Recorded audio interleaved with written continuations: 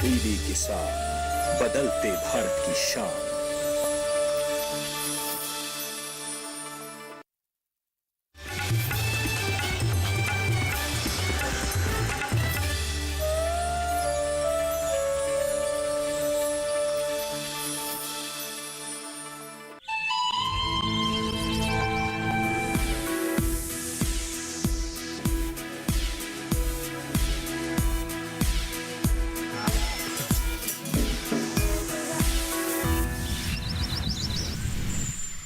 नमस्कार, आप सभी का स्वागत कृषि परिक्रमा में। मैं हूं मुकुल शर्मा। आप सभी को सबसे पहले होली पर्व की हार्दिक शुभकामनाएं। हम सभी जानते हैं हमारे जो देश है अलग अलग पर्व इसमें मनाए जाते हैं और खासतौर से हमारी देश की जो संस्कृति है उसमें इन सभी पर्वों का अपना अलग महत्व भी है। लेकिन इन्हीं संस्कृतियों में जो अलग अलग रंग छिपे हैं उसमें होली पर्व का जो रंग है वो बेहद ही खूबसूरत नजर आता है। आवश्यकता यही है कि इस होली को भी हम सावधानी से मनाएं। ना सिर्फ कोरोना का ख्याल हमें रखना होगा बल्कि इसके साथ साथ पानी की बचत भी हमें करनी होगी। ये एक ऐसा त्योहार है जो ना सिर्फ आपसी भाईचारे को तो बढ़ावा देता ही है, साथ ही एक संदेश भी हमें ये देता है कि पानी जिसकी बचत हमें करनी होगी जो इतना मूल्यवान है। और हाल ही में हमने देखा भी कि किस तरीके से विश्व जल दिवस पर जो थीम रखा गया वैल्यूइंग वाटर, यानी जो पानी का महत्व है वो हमें समझना होगा। तो आइए सबसे पहले हमारा जो पहला भाग है जिसमें आपको जानकारी हम देते हैं कृषि गतिविधि भाग की, तो उस भाग में सबसे पहले हम जान लेते हैं क्या महत्व है पानी का हमारे जीवन में और कैसे इसकी हम बचत कर सकते हैं। और इसके लिए होली का जो अवसर है ये भी काफी महत्वपूर्ण है।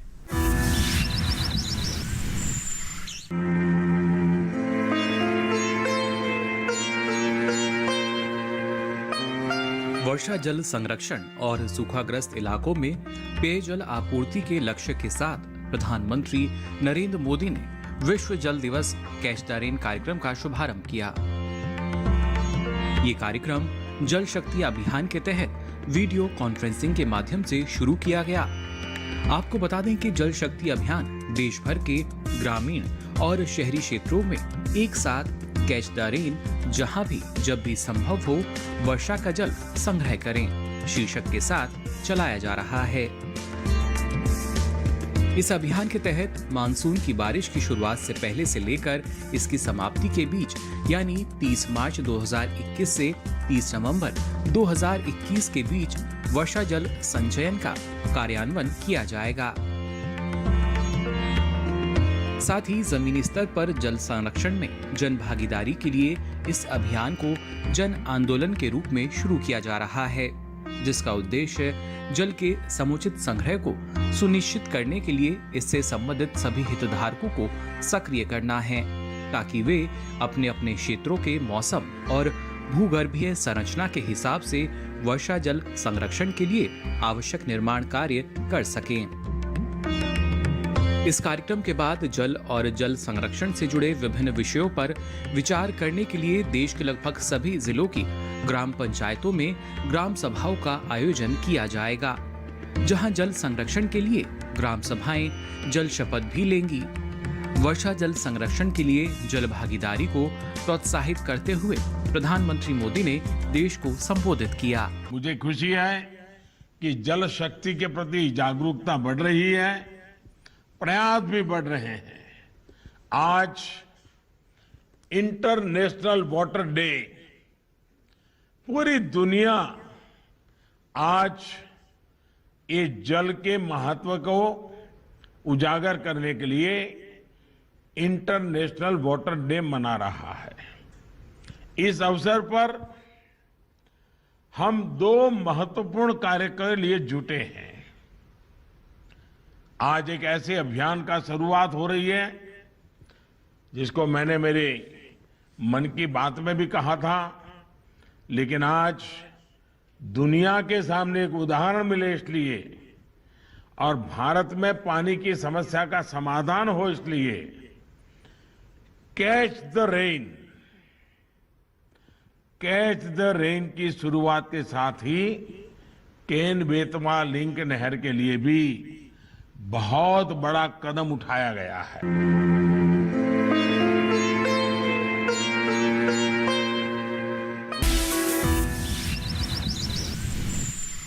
और आइए अब आगे बढ़ते हैं, बात करते हैं कृषि गतिविधि विभाग में किस तरीके से कृषि क्षेत्र से जुड़ी जो अलग अलग पुस्तकें हैं उन पर समीक्षा की जाती है। आज हम बात करेंगे गोट एंटरप्राइजेस को लेकर। इसके बारे में जानकारी हासिल की हमारी सहयोगी ज्योत्सना टंडन ने विशेषज्ञ से। आज हमारे साथ कार्यक्रम में मौजूद हैं डॉक्टर गोपाल दास जी, जो कि केंद्रीय बकरी अनुसंधान संस्थान मखदूम मथुरा में प्रधान वैज्ञानिक हैं। डॉक्टर दास, आपका बहुत बहुत स्वागत है हमारे कार्यक्रम में। नमस्कार जी।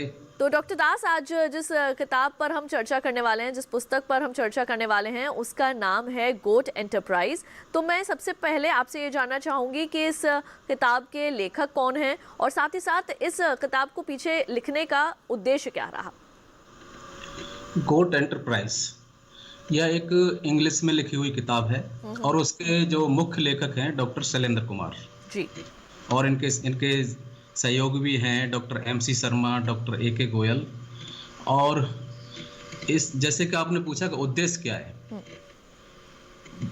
ये बकरी पालन गोट प्रोडक्शन के लिए पूरी जानकारी देती है। ठीक है। गोट प्रोडक्शन हमारे देश में जगह जगह पर होता है। जैसे कि हम साउथ इंडिया की बात करें तो यदि हम हिंदी में किताब लिखते हैं तो उनके लिए यूजफुल नहीं होगी, इसलिए हमारे संस्थान ने गोट प्रोडक्शन के सभी एस्पेक्ट्स को लेके animal nutrition, animal breeding, animal health management, reproduction, सभी एस्पेक्ट्स को लेके एक इंग्लिश में बुक तैयार की है जिसका के नाम आपने बताया गोट एंटरप्राइज है जी। इस बुक में हमें एनिमल कैसे रेयर करना है, किस तरह से उसका प्रबंधन करें, कितना न्यूट्रिशन उसको देना है, कितना खिलाएं जी, वैक्सीनेशन किस बीमारी का कब करना है जिससे कि मोर्टेलिटी यानी मृत्यु दर कम से कम जानवरों में हो जी। तो ये इस पूरी जानकारियों को कलेक्ट करने के बाद इस किताब को तैयार किया गया है। तो इसका जो बेनिफिशरी हम कहेंगे कि बेनिफिशरी कौन हो सकते हैं, इसमें पढ़े लिखे लोग हमारे जो देश के टेक्नोक्रेट हो सकते हैं जी, प्रोग्रेसिव फार्मर हो सकते हैं, या हमारे जो गोट फार्मर्स जो साउथ इंडिया को बिलोंग करते हैं। उस उद्देश्य को रखते हुए हमने इंग्लिश में तैयार किया। पूरी कंप्लीट जानकारी बकरी पालन की देती है जी। बिल्कुल। मैं आपसे साथ ही ये भी एक चीज़ पूछना चाहूँगी कि हमारे कई युवा भी हैं अब जिनका रुझान धीरे धीरे खेती और पशुपालन के क्षेत्र में आगे बढ़ रहा है। हमारे पूर्वोत्तर भारत के भी जो लोग हैं वो भी जैसे कि हमारे जो नॉर्थ ईस्ट जोन है वहाँ पर भी अंग्रेज़ी जो है वो ज़्यादा बोली जाती है और रीजनल लैंग्वेजेस वहाँ पर ज़्यादा चलती हैं। तो आपसे मैं ये जानना चाहूँगी कि जो हमारे युवा हैं, क्या उनके लिए ये किताब लाभकारी है जो बकरी पालन के क्षेत्र में आगे आना चाहते हैं? उनके लिए ही ज़्यादा लाभकारी है जो बकरी पालन क्षेत्र में आना चाहते हैं जी। हम अपने संस्थान में बहुत अनेक तरह की ट्रेनिंग कराते हैं, डिफरेंट टाइप्स की ट्रेनिंग कराते हैं। जो ट्रेनिंग जाते हैं हम देखते हैं कि लोग अच्छी नौकरी छोड़ने के बाद यहाँ ज्वाइन करते हैं, ट्रेनिंग करने के लिए आते हैं और उन्होंने बकरी पालन गोट प्रोडक्शन को शुरू किया है जी। और वो बकरी पालन बहुत ही साइंटिफिक रूप से शुरू करते हैं, कॉमर्शियल गोट फार्मर्स के रूप में डेवलप होते हैं। काफ़ी 200-300 बकरी से शुरू करते हैं और इसमें काफ़ी फ़ायदा है। यदि मैं आपको एक या दो फायदा इसका बताऊं, बकरी पालन एक ऐसा व्यवसाय है जिसको हम सबसे ज़्यादा भरोसेमंद कह सकते हैं। खेती एग्रीकल्चर आपको धोखा दे सकती है, सूखा पड़ जाए या कोई इस तरह की बाढ़ आ जाए, बहुत सी आपदा, किसी भी तरह की आपदा होती है, आपकी खेती चौपट हो सकती है। ऐसी हालात में बकरी पालन, पशुपालन हो, बकरी पालन हो, ये बहुत ही भरोसे वाले, क्योंकि ये कम लागत में भी आसानी से किया जा सकता है। कम लागत में एक यदि आप भैंस पालन शुरू करना चाहेंगे 80,000 रुपये कम से कम आपको चाहिए एक, और बकरी उसमें कम से 12 बकरी आपकी आ जाएंगी, 6 या 7 हज़ार की कीमत होती है। यदि एक भैंस आपने शुरू किया, भैंस पालन एक भैंस से शुरू किया, अब वो मर गई तो 100% आपका चौपट होगा व्यवसाय। 12 बकरी में से 1 या 2 मर जाती है तो आपके ऊपर कोई फर्क नहीं पड़ेगा। इसलिए बहुत ही ये भरोसे का काम है और बहुत ही फायदा वाला काम। बिल्कुल, जैसा कि आपने बताया कि ये अंग्रेजी भाषा के अंदर लिखी हुई है ये पुस्तक, तो क्या इसको आगे दूसरी जो हमारी रीजनल लैंग्वेजेस हैं या फिर हिंदी भाषा के अंदर भी क्या इसको लिखने का प्लान है आगे? इसको हिंदी भाषा में तो हम लिखेंगे ही लिखेंगे, और हमारे संस्थान एक्चुअली ये जो केंद्र सरकार का संस्थान है तो हमारे तमिलनाडु से भी साइंटिस्ट हैं। कुछ ऐसी भी कोशिश की जा रही है कि कुछ और भाषाओं में जी, जैसे तमिल या तेलुगु, इस तरह की भाषाओं में भी बुक के साथ साथ कुछ हमने ऐप भी डेवलप की है, मोबाइल ऐप। वो हमने कई 3 या 4 भाषाओं में डेवलप कर रखी है। ठीक। गोटपाल, अब आपसे मेरा आखिरी प्रश्न ये रहेगा कि कितने की है ये किताब, इसका मूल्य क्या है और इसे कहाँ से प्राप्त कर सकते हैं? इसको प्राप्त ये संस्थान से होगी और अभी वर्तमान में ये उपलब्ध नहीं हो पाएगी। इसको हमारे संस्थान ने अभी प्रोसेस में किया है, प्रिंटिंग के लिए गई हुई है। कीमत इसकी 350 रुपये, ज़्यादा कीमत नहीं है जी, लेकिन बहुत ही यूजफुल बुक है। बिल्कुल। तो डॉक्टर दास, आप हमारे साथ जुड़े और इतनी महत्वपूर्ण जानकारियां गोट एंटरप्राइजेस के संबंध में, जो पुस्तक है इसके संबंध में आपने दी हमारे जो बकरी पालक हैं उनको, या फिर जो बकरी पालन का काम शुरू करना चाहते हैं उनके लिए, आपका उसका बहुत बहुत धन्यवाद। और इसी के साथ ही कृषि परिक्रमा में यहाँ वक्त हो चला एक छोटे से ब्रेक का। ब्रेक से लौटेंगे तो बात करेंगे कृषि शिक्षा के बारे में, क्या कुछ नया हो रहा है कृषि शिक्षा जगत में, इस बारे में आपको जानकारी दी जाएगी। लेकिन फिलहाल यहाँ रुक रहे हैं एक छोटे से ब्रेक के लिए।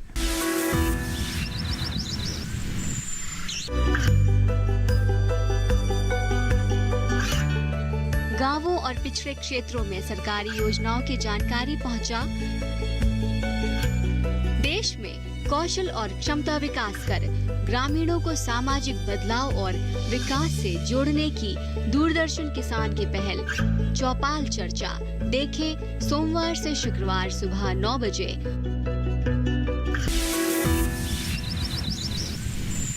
ब्रेक के बाद आप सभी का एक बार फिर स्वागत कृषि परिक्रमा में। अब आइए आगे बढ़ते हैं और बात करते हैं कृषि शिक्षा भाग में किस तरीके से अलग अलग स्तर पर जो कार्य चल रहे हैं। इस पर और ज़्यादा जानकारी ली हमारी सहयोगी मोनालिसा ने विशेषज्ञ डॉक्टर निमेश कपूर से।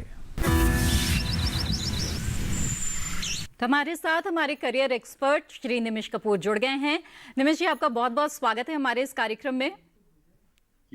और अधिकतर इस कार्यक्रम में हम जो रोजगार परक किसी न किसी कोर्सेज की बात करते हैं। आज हम इस कार्यक्रम में खास तौर पर कृषि क्लिनिक और कृषि कारोबार केंद्र यानी agree clinic and agri business centre scheme के बारे में चर्चा करने जा रहे हैं। तो सबसे पहले आपसे हम समझना चाहेंगे ये एग्री क्लिनिक क्या है, ये एग्री बिजनेस सेंटर्स जो है इनसे हम क्या मतलब समझें? जी, ये भारत सरकार की एक बहुत बड़ी योजना है जिसे हम कृषि क्लिनिक और कृषि कारोबार केंद्र के नाम से जानते हैं। इस योजना का उद्देश्य देश में जो युवा हैं, जो कृषि के स्नातक हैं, पराय स्नातक हैं, डिप्लोमा धारक हैं, या उन्होंने एग्रीकल्चर साइंस में या कृषि विज्ञान में 12वीं का कक्षा 55% अंकों के साथ उत्तीर्ण की है, तो वो एक अपना कृषि क्लिनिक खोल सकते हैं, कृषि कारोबार केंद्र स्थापित कर सकते हैं। ये कृषि क्लिनिक कैसे काम करता है, कैसे इसकी ट्रेनिंग दी जाती है और इसके उद्देश्य क्या है, बहुत सारी चर्चा हम आज यहाँ कर सकते हैं। तो ये बेसिकली जो एग्रीकल्चर पास आउट हैं, जिन्होंने स्नातक किया है या 12वां किया है, डिप्लोमा किया है, तो वो एक अपना क्लिनिक बना सकते हैं या कृषि कारोबार केंद्र खोल सकते हैं। और एक ये मैं कहूंगा कि एक तरह का एक स्टार्टअप की तरह इसको शुरू कर सकते हैं और इसको बहुत विस्तार दे सकते हैं। बिल्कुल। निमेश जी, हमें बताएं कि ये जो एग्री क्लिनिक है ये किस तरह से काम करता है?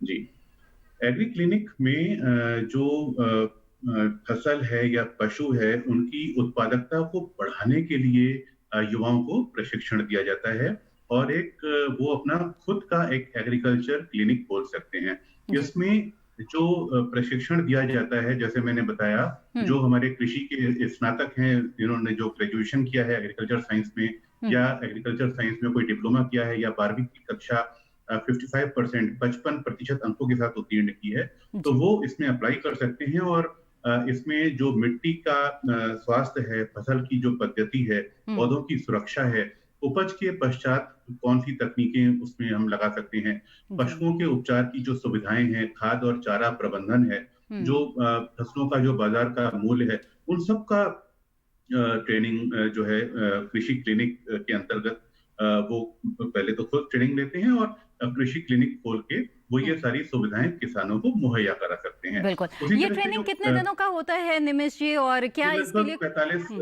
जी, ये 45 से 50 दिनों का है जी। जी जी बिल्कुल। और इसके साथ ही जैसे कि आपने बताया कि ये प्रशिक्षण प्राप्त करके जो युवा है वो अपना एक स्टार्टअप भी शुरू कर सकते हैं, तो इसके लिए पूंजी की काफी आवश्यकता होती है। तो क्या इस योजना के तहत किसी तरह की वित्तीय सहायता भी मिलती है युवाओं को? जी जी, इसमें बहुत अच्छी वित्तीय सहायता मिलती है। पहले मैं ये पूरी तरह से बता दूं कि इसको आप समझ लें कृषि क्लिनिक के लिए मैंने बताया, उसी तरह से दूसरा इसमें जो स्टेप है वो है कृषि कारोबार केंद्र, एग्रीकल्चर बिजनेस सेंटर। ये जो कृषि कारोबार केंद्र है उसमें भी जो हमारे ग्रेजुएट एग्रीकल्चर में कर चुके हैं या जो स्नातक या डिप्लोमा या इंटरमीडिएट जिन्होंने कृषि विज्ञान से किया है, वो इसमें कृषि कारोबार केंद्र के लिए ट्रेनिंग ले सकते हैं। और उसके बाद जो कृषि के उद्यम जो उपकरण होते हैं इस एग्रीकल्चर के, उन उपकरणों को वो इकट्ठा करके सेंटर में उसके रखरखाव की जानकारियां, उसकी टेक्नोलॉजी ट्रांस के बारे में इंफॉर्मेशन डिसेमिनेशन, उसकी जो उद्यमिता विकास है और फसल की कटाई के पश्चात जो उसका प्रबंधन होना है फसल का, उसके उपकरण ये किराए पे दे सकते हैं। ये और इस केंद्र में बहुत सारे एग्रीकल्चर के कारोबार से जुड़े ट्रेनिंग दी जाती है युवाओं को। तो इसमें नाबार्ड जो हमारा राष्ट्रीय कृषि और ग्रामीण विकास बैंक है जी, ये 20 लाख रुपए तक का लोन देता है। और इसमें जो सब्सिडी भी बहुत अच्छी है। सब्सिडी जो है हमारे जो जनरल कैंडिडेट हैं उनको करीब 36% सब्सिडी दी जाती है, और जो हमारे ओबीसी और जो आरक्षित वर्ग है उनको करीब 44% इसमें सब्सिडी मिलती है।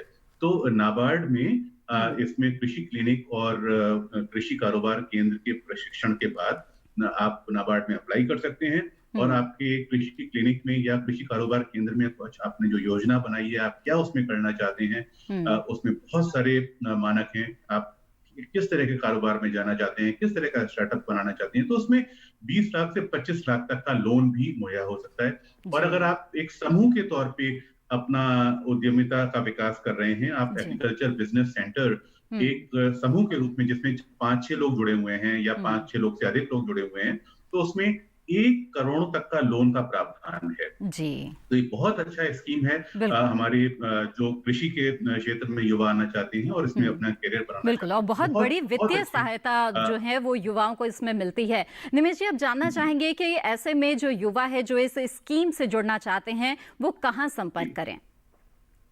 जी, उसके लिए मैं एक वेबसाइट आपको बताऊंगा और इसका एक टोल फ्री नंबर भी है, वो भी आपको मैं दूंगा। लेकिन यहाँ मैं फिर बता दूं, जो हमारे दर्शक हमें अभी सुन रहे हैं वो इस स्कीम के बारे में और अधिक जान लें कि अगर आप किसी भी कृषि विश्वविद्यालय जो यूजीसी से या आईसीआर से मान्यता प्राप्त है, वहां से आप स्नातक हैं, आपने पोस्ट ग्रेजुएशन किया है, कोई डिप्लोमाधारी हैं, या आपने राज्य सरकार की संस्तुति पर कृषि और सहकारिता मंत्रालय भारत सरकार के अनुमोदन के अधीन आप किसी ऐसी एजेंसी के संग जुड़े हुए हैं, या आप जैविक विज्ञान में स्नातक हैं जहां आपने एग्रीकल्चर एक सब्जेक्ट के तौर पे पढ़ा है, या आप यूजीसी से मान्यता प्राप्त किसी स्नातक पाठ्यक्रम में 60% तक अंक आपके आए हैं, और आपने अगर इंटरमीडिएट किया है और आपके 55% तक अंक हैं कृषि विज्ञान से, आपने जो 12वीं क्लास की है, या आप स्नातक के पश्चात आपने कोई डिप्लोमा किया है, पोस्ट ग्रेजुएट डिप्लोमा किया है जिसमें आपके 60% अंक आए हैं, तो उसके लिए आप इन जो कोर्सेज मैंने ये आपको बताया, कृषि क्लिनिक और कृषि कारोबार केंद्र, इसमें आप अप्लाई करें। और जहां आपको अप्लाई करना है वो आपको मैं उसका वेबसाइट बता दूं, आप ध्यान से सुन लें। ये है www.acabcmis यानी agriculture centre and business, agriculture business centre करके ये उसका पूरा ये संक्षेप है, acabcmis.gov.in। तो ये इस वेबसाइट पर जाएं, और अगर आप साधारण तौर पर अगर आप इंटरनेट में भी सर्च करेंगे एग्रीकल्चर एग्री क्लिनिक या एग्रीकल्चर बिजनेस सेंटर, तो भी आपको ये इंफॉर्मेशन वहां पर मिल जाएगी। और ये 45 दिनों का ये ट्रेनिंग होती है जिसमें आपको बहुत सारे आयाम, मिट्टी से जुड़े पशुओं की देखभाल और कैसे आप अपने एग्रीकल्चर का प्रोडक्शन बढ़ा सकते हैं, उसमें ये ट्रेनिंग दी जाती है। और ट्रेनिंग के बाद आप जो अपना प्लान करते हैं, ये क्लिनिक खोलने का या एग्रीकल्चर बिजनेस सेंटर का जो प्लान करते हैं, फिर आप नाबार्ड में अप्लाई करेंगे। जो नाबार्ड है, national bank for agriculture and rural development, NABARD में आप अप्लाई करेंगे। और मैं समझता हूँ उसमें जो मैंने बताया कि 20 से 25 लाख रुपए तक का लोन, और अगर आप समूह में अप्लाई करते हैं तो लगभग 1 करोड़ का लोन मिलता है, और इसमें बहुत आकर्षक बड़ी सब्सिडी मिलती है। और हर राज्य में इसके ट्रेनिंग सेंटर बनाए गए हैं। हर राज्य में आप इंटरनेट पर जाएंगे तो आपको ये सारे अपने राज्य के सेंटर मिल जाएंगे। और अगर आपको कोई समस्या आती है, आपको सेंटर नहीं मिलता है, तो आप नाबार्ड से संपर्क कर लें। तो नाबार्ड में जो नोडल ऑफिसर हैं, जो एग्री क्लिनिक के या एग्रीकल्चर बिजनेस सेंटर के, वो आपको उस केंद्र तक पहुंचने में आपकी मदद करेंगे। अब क्योंकि देखिए ये कोविड का समय है और बहुत बड़ी तादाद में युवा जो हैं वो बेरोजगार हैं, या बहुत बड़ी तादाद में हमारे जो स्नातक हैं, जिन्होंने एग्रीकल्चर साइंस से अपनी पढ़ाई की है या 12वीं पास की है, डिप्लोमा धारक हैं, उनके लिए बहुत बड़ा और बहुत सुनहरा अवसर है। क्योंकि इस समय सरकार जो है, सरकार का लक्ष्य है इनकम को, फार्मर्स की जो इनकम है, जो हमारी एग्रीकल्चर की इनकम है, वो 2022 तक दोगुना करना। तो इस अवसर का जो युवा है वो जरूर लाभ उठाएंगे, ऐसी हम उम्मीद करते हैं। निमिष जी, आपने बहुत ही महत्वपूर्ण जानकारी हमें दी है, आपका बहुत बहुत धन्यवाद। और आइए अब कृषि परिक्रमा में आगे बढ़ते हैं अंतिम भाग की तरफ, जिसमें आप देखते हैं सांस्कृतिक झलक। हर बार आपको अलग अलग संस्कृतियों की जो झलक है वो इस भाग में आपको नज़र आती होगी, लेकिन जब मौका होली का हो तो ये और विशेष हो जाती है। और अक्सर हम देखते हैं ना सिर्फ होली पर मौज मस्ती का माहौल रहता है, हंसी ठिठोला भी होता है, लेकिन ग्रामीण परिवेश की अगर बात की जाए या हमारे किसानों की बात की जाए तो ऐसे में कवि सम्मेलन में भी इनका जिक्र किया जाता है। लेकिन कैसे इस कवि सम्मेलन में कृषि का जिक्र हुआ, किसानों का जिक्र हुआ, और साथ ही कुछ मौज मस्ती भी, आप खुद ही देख लीजिए सांस्कृतिक झलक में। होली आती है, फागुन का महीना आता है, तो ब्रिज में होली कैसे खेली जाती है, घनाक्षरी छंद सुनाती हूँ। कि तन में तरंग लिए, कि तन में, ऐसा लग रहा है कि हमारे स्टूडियो में होली पूरा बरसाना आ गया है, यहाँ पर ब्रिज आ गया है। कि तन में तरंग लिए, मन में उमंग लिए, लाल पीले रंग से रंगी हैं पिचकारियां। तन में तरंग लिए, मन में उमंग लिए, लाल पीले रंग से रंगी हैं पिचकारियां। अबीर गुलाल से सजे हैं थाल थाल, देखो कैसा है कमाल खुली केसर की क्यारियां। कि निठुर कन्हाई ने जो पकड़ी कलाई, कि निठुर कन्हाई ने जो पकड़ी कलाई, गोपियों ने दी दुहाई भर भर सिसकारियां। काम की कमंद है या जायसी का छंद है, या फूलों की सुगंध है ये मीठी चिनगारियां। तो आज के लिए कृषि परिक्रमा में बस इतना ही, लेकिन चलते चलते आप सभी को एक बार फिर होली पर्व की हार्दिक शुभकामनाएं। इसके साथ ही एक बात का और आपको ख्याल रखना होगा, होली जो कि प्रतीक मानी जाती है आपसी भाईचारे का, इस बार आपको एक दूसरे से परहेज करना होगा गले मिलने से, यानी सावधानी आपको बरतनी होगी। जो कोरोना है पूरी तरीके से गया नहीं है, आप सावधान रहें, सतर्क रहें, दूसरों को भी आप सावधानी बरतने के लिए हिदायत ज़रूर दे सकते हैं। साथ ही पानी की बचत इस बार आप कर सकते हैं होली के अवसर पर भी। और जैसा कि हम सभी जानते हैं, होली में तमाम रंग जो हैं बेहद खूबसूरत नजर आते हैं। हम उम्मीद यही करते हैं कि तमाम रंग जो हैं आपकी ज़िंदगी को और ज़्यादा खूबसूरत बनाएं। इन्हीं मंगल कामनाओं के साथ दीजिए इजाज़त, और आप देखिए ये होली पर खास गीत। मौसम ही जब होए रंगीला, मौसम ही जब होए रंगीला, लाल गुलाबी नीला पीला, लाल गुलाबी नीला पीला, ऐसे में रंग दूं तुझको, ओ ऐसे में रंग दूं तुझको। काहे बुरा तू माने कि आज दिन होली का, गोरी होली का, गोरी होली का, गोरी होली का।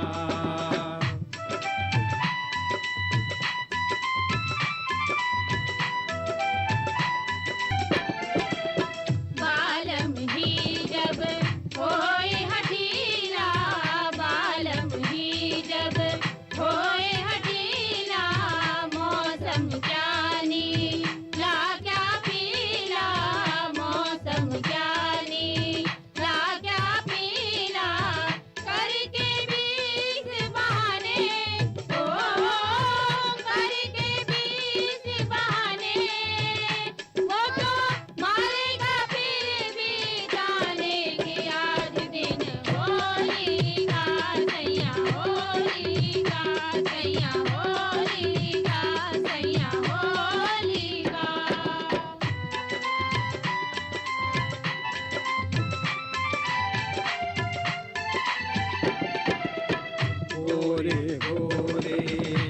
गाल पे तेरे गोरे गोरे गाल पे तेरे मलूं गुलाल आज मैं तेरे मलूं गुलाल आज मैं तेरे फिर मारूं पिचकारी ओ फिर मारूं पिचकारी तेरी सभी भिगो दूं